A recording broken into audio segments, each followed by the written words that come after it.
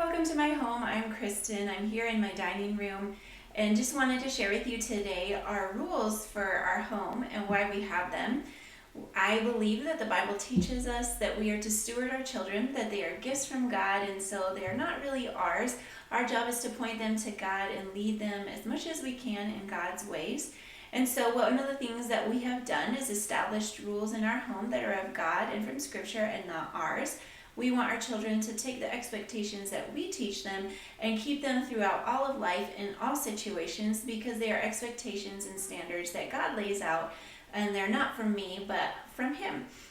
And this way, my kids, when they leave my home, can transition, and hopefully they have these ideas and these standards that they've practiced in our home, and they can take them with them through life. And it's not about, well, my mom made me do this all the time and I hated it. And so hopefully it will penetrate their heart, and I can't control that, only God can, and they can.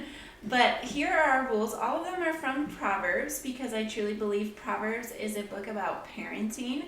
It is from a father, Solomon, to his son, and he's giving him his wisdom and expectations and teachings and passing those on to him.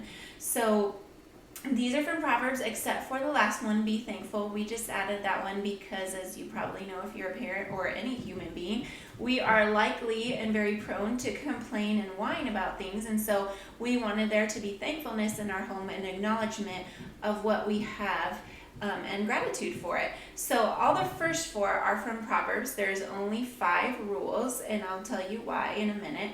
But they're all from Proverbs, and what Solomon does in his wisdom and God's guidance in writing Proverbs was he laid a foundation at the beginning, and then he builds on that foundation throughout the book.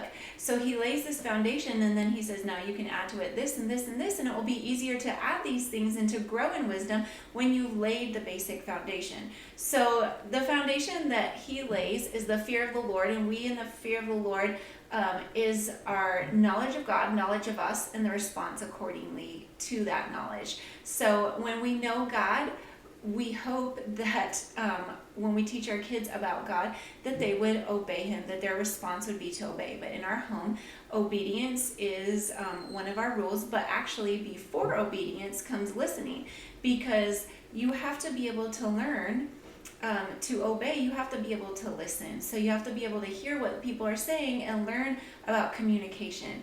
And communication is the core to any relationship. And that starts with listening. Listening is a form of communication. And so we teach our kids how to listen. We teach them that they are to listen. And then as they are getting older, we teach them that that communication skill actually grows and you get better at it, or you should get better at it if you become a wise person.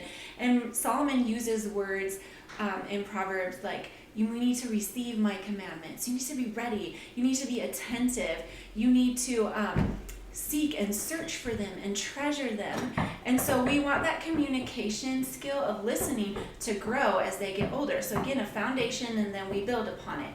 Now, obedience is pretty straightforward. I, as an adult, need to obey God just as my children do.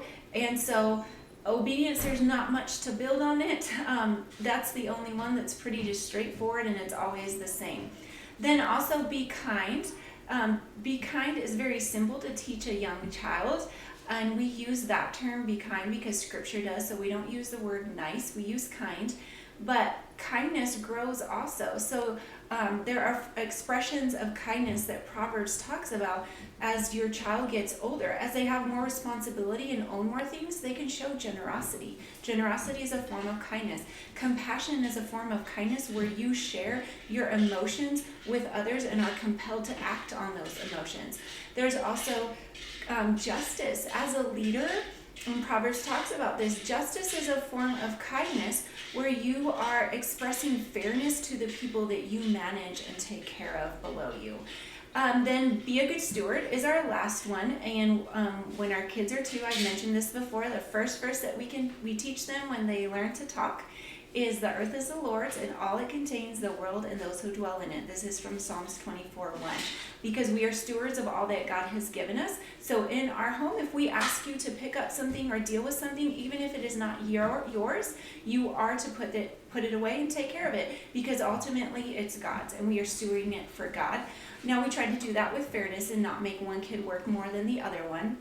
But ultimately it's God. So even if I ask a child, please pick up my shoes, even though I left them out, you need to do that because you're stewarding what God has given us. And stewardship, of course, very obviously grows throughout the book of Proverbs, where Solomon gives the picture of stewarding the vineyard, of stewarding your land, of stewarding your flock and the people under you, being aware of what's going on with the people that you are leading.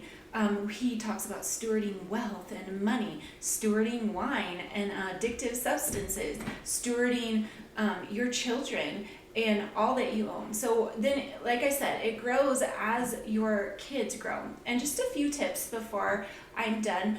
Our rules are really simple. There's only 5. We make them positive because a positive includes all the negatives. So believe me, and I will tell this story sometime, there are things you will not think of that your children will do. So instead of giving them a list of do nots, give them a positive that includes all the do nots. So be kind includes do not make ugly eyes, do not hit, do not kick, do not push someone, do not poke at them in the car, use a kind tone. So all those things are included. And so we walk through our kids and teach them all those things.